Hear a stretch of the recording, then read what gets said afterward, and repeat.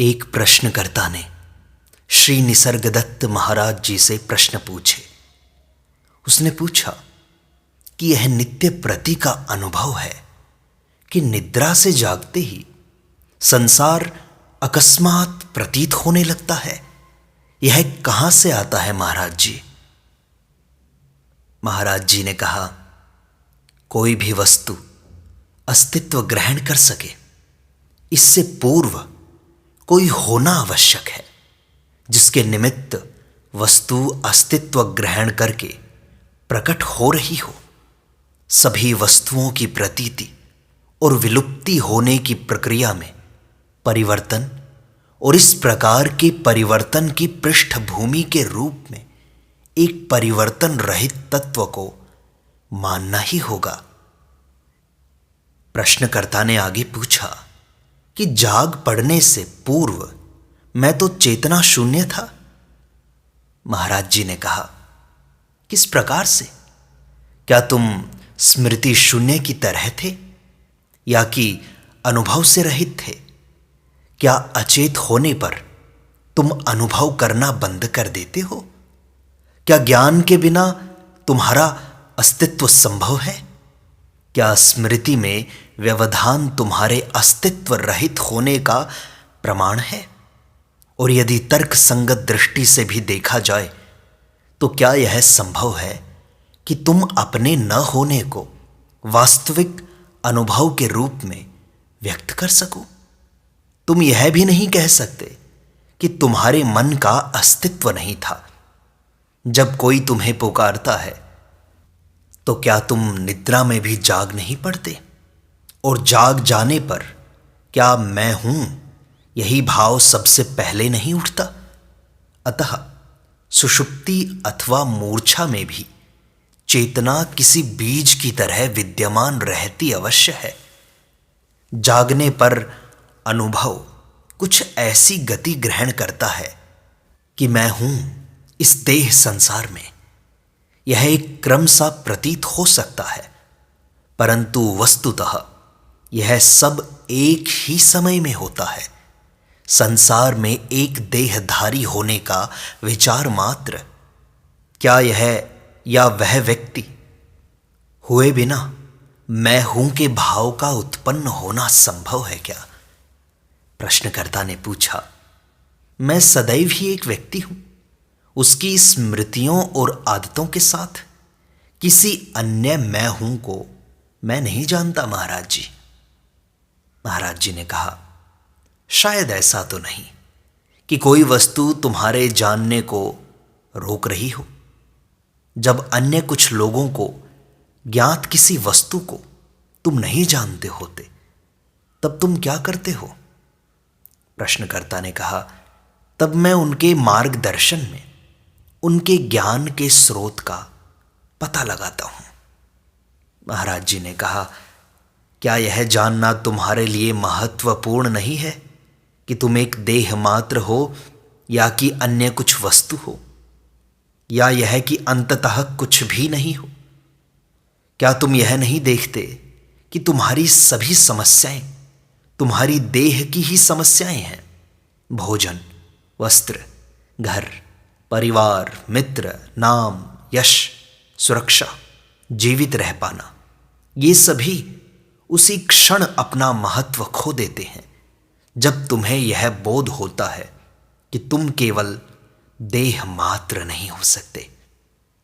प्रश्नकर्ता ने पूछा, मैं देह नहीं हूं, इस ज्ञान से क्या लाभ होगा महाराज जी? महाराज जी ने कहा, तुम देह नहीं हो, यह कहना भी पूरी तरह से सही नहीं है। एक तरह से तो तुम सारे ही शरीर, सारे ही हृदय, सारे मन हो, और इन सब से बढ़कर कुछ और भी हो। मैं हूं इस भाव में गहरे उतरो और तब तुम्हें ज्ञात होगा। किसी खोई हुई अथवा विस्मृत वस्तु को तुम किस प्रकार ढूंढते हो? वह तब तक तुम्हारे मन में बनी ही रहती है जब तक तुम पुनः उसे स्मरण नहीं कर लेते हो। होने का मैं हूं यह भाव सबसे पहले उदित होता है। अपने आप से पूछो कि यह कहां से और कैसे आता है, अथवा शांत चित्त से इसका अवलोकन करो, इसे देखो। जब मन इस मैं हूं में स्थिर होता है और निश्चल बना रहता है, तब तुम एक ऐसी अवस्था में प्रविष्ट हो जाते हो जिसका वर्णन तो नहीं कर सकते, पर उसे अनुभव किया जा सकता है। तुम्हें केवल इतना करना है कि पुनः पुनः प्रयास करते रहो। मैं हूं यह भाव तो निश्चित ही सदैव ही तुम्हारे साथ रहता है। तुमने तो बस देह, अनुभवों, विचारों, धारणाओं, अपने स्वामित्व की वस्तुओं इत्यादि सबको इससे जोड़ दिया है। ये सभी स्वतादात्म्य भ्रमित करते हैं। उनके कारण तुम अपने आप को उस प्रकार से मान बैठते हो जिस प्रकार तुम वास्तव में नहीं हो। प्रश्नकर्ता ने पूछा, तो मैं क्या हूं महाराज जी? महाराज जी ने कहा, यह जान लेना पर्याप्त है कि तुम क्या नहीं हो। तुम्हें यह जानने की आवश्यकता नहीं कि तुम क्या हो, क्योंकि जब तक हम ज्ञान को संवेदन या धारणा के माध्यम से, जाने हुए शब्दों के माध्यम से अभिव्यक्त करते हैं, तब तक आत्मज्ञान जैसी कोई वस्तु नहीं होती। क्योंकि जो तुम हो उसे पूर्ण निषेध के अतिरिक्त अन्य किसी प्रकार से वर्णित करना संभव नहीं। तुम बस इतना कह सकते हो कि मैं यह अथवा वह नहीं हूं। मैं यह हूं, इसे इस प्रकार से कहने का कोई तरीका नहीं है जिससे कि इस बात का पूर्ण अर्थ प्रकट किया जा सके। इसका अपने आप में कुछ अर्थ नहीं निकलता। जिसे भी तुम यह अथवा वह के रूप में इंगित कर सको, तुम नहीं हो सकते। निश्चित रूप से तुम कुछ अन्य नहीं हो सकते। तुम कल्पना या संवेदन की क्षमता में सीमित वस्तु नहीं हो, परंतु फिर भी तुम्हारे भाव में संवेदना अथवा कल्पना संभव नहीं होती। तुम हृदय को भावपूर्ण हुआ देखते हो, मन को सोचते हुए और देह को कार्य में रत देखते हो। इस प्रकार की संवेदना से यही सिद्ध होता है कि तुम वह नहीं हो जिसकी संवेदना तुम्हें होती है। क्या तुम्हारे अभाव में संवेदना, अनुभव इत्यादि संभव है? अनुभव सदा किसी के संबंध में हुआ करता है। कोई तो होना आवश्यक है जो कि उसे अपना घोषित करे। बिना अनुभव करता के अनुभव वास्तविक न होगा। यह तो अनुभव करता ही होता है जो कि अनुभव को सत्यता प्रदान करता है। जो अनुभव तुमसे संबंधित नहीं, उसका तुम्हारे लिए क्या मूल्य होगा? प्रश्नकर्ता ने पूछा, अनुभव करता होने का भाव, मैं हूं का भाव, क्या यह भी एक अनुभव नहीं है महाराज जी?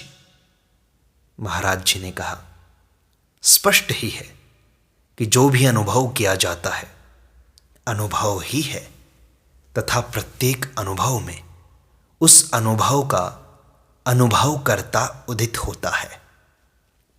स्मृति निरंतरता का भ्रम उत्पन्न करती है। वस्तुतः प्रत्येक अनुभव का अपना अनुभव करता होता है और निजत्व अथवा एकात्मता की भावना समस्त अनुभव करता अनुभव इस प्रकार के संबंधों के मूल में स्थित उभयनिष्ठ तत्व के कारण हो पाती है। निजत्व और निरंतरता एक ही वस्तु नहीं है। जैसे प्रत्येक फूल का अपना रंग होता है, परंतु सारे रंग एक ही प्रकाश से उत्पन्न होते हैं, इसी प्रकार अनेक अनुभव करता एक ही अखंड और अखंडनीय चैतन्य में प्रकट होते हैं, पर प्रत्येक सारतः तो एक और स्मृति में पृथक होता है।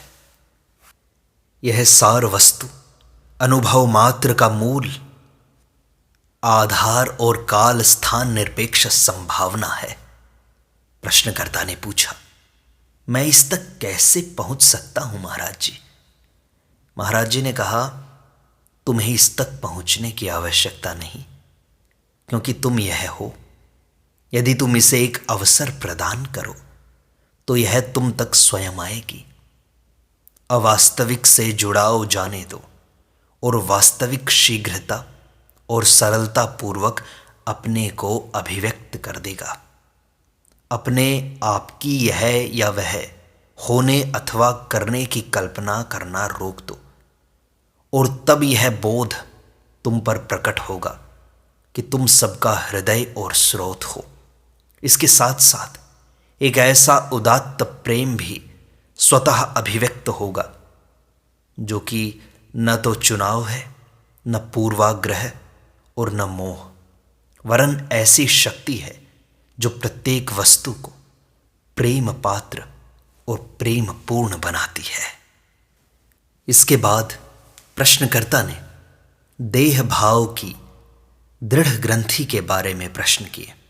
उसने पूछा कि महाराज जी, आप मेरे समक्ष बैठे हुए हैं और मैं आपके चरणों के पास, हम दोनों के मध्य कौन सा मौलिक अंतर है? महाराज जी ने कहा, मौलिक अंतर तो कुछ भी नहीं है। प्रश्नकर्ता ने पूछा, फिर भी कोई वास्तविक अंतर तो अवश्य होगा, क्योंकि मैं आपके पास आता हूं, न कि आप मेरे पास। महाराज जी ने कहा, चूंकि तुम अंतर होने की कल्पना कर लेते हो, इसलिए अपने से श्रेष्ठतर लोगों की खोज में इधर उधर जाते हो। प्रश्नकर्ता ने पूछा, आप भी एक श्रेष्ठतर मनुष्य हैं। आप वास्तविक को जानने का दावा करते हैं, जबकि मैं ऐसा दावा नहीं करता। महाराज जी ने कहा, क्या मैंने कभी तुमसे ऐसा कहा कि तुम नहीं जानते, इसलिए तुम हीनतर हो? जिन लोगों ने ऐसे अंतरों की खोज की है, उन्हें ही इन अंतरों को सिद्ध करने दो। मैं ऐसा कुछ जानने का दावा नहीं करता जिसे तुम नहीं जानते, और वास्तव में तो मैं तुमसे बहुत कम जानता हूं। प्रश्नकर्ता ने पूछा, आपके शब्द प्रज्ञापूर्ण है महाराज जी। आपका आचरण उदात्त और आपकी कृपा सर्वाधिक शक्तिमान है। महाराज जी ने कहा, मैं इन सब के बारे में कुछ नहीं जानता, और तुम में मुझ में किसी प्रकार का अंतर नहीं देखता। तुम्हारी तरह ही मेरा जीवन भी घटनाओं का एक क्रम है। अंतर बस यह है कि मैं निर्लिप्त हूं और गुजरते दृश्य को गुजरते हुए दृश्य की तरह देखता हूं, जबकि तुम उन विभिन्न बातों में लिप्त हो जाते हो और उनके साथ साथ गतिशील रहते हो। प्रश्नकर्ता ने फिर पूछा, महाराज जी, आप इतने धैर्यवान कैसे बन सके? महाराज जी ने कहा, ऐसा विशेष कुछ कारण नहीं है, केवल इतना भर हुआ कि मैंने अपने गुरु पर भरोसा रखा। उन्होंने मुझे बताया कि मैं कुछ नहीं हूं, बस मैं हूं, और मैंने उस पर विश्वास किया। उन पर भरोसा करते हुए मैंने उनके अनुसार आचरण किया और उन सब को महत्व देना बंद कर दिया जो मेरा नहीं था। प्रश्नकर्ता ने पूछा, आप इतने सौभाग्यशाली कैसे रहे कि आपने अपने शिक्षक पर पूर्ण भरोसा रखा, जबकि हम लोगों का भरोसा तो बस नाम मात्र का और कहने भर के लिए ही होता है। महाराज जी ने कहा, यह कौन कह सकता है? बस ऐसा हो गया। सब बातें कारण और तर्क पर आश्रित नहीं हुआ करती हैं, और फिर इससे अंतर भी क्या पड़ता है कि कौन क्या है। मेरे बारे में तुम्हारी ऊंची धारणा तुम्हारी धारणा ही तो है।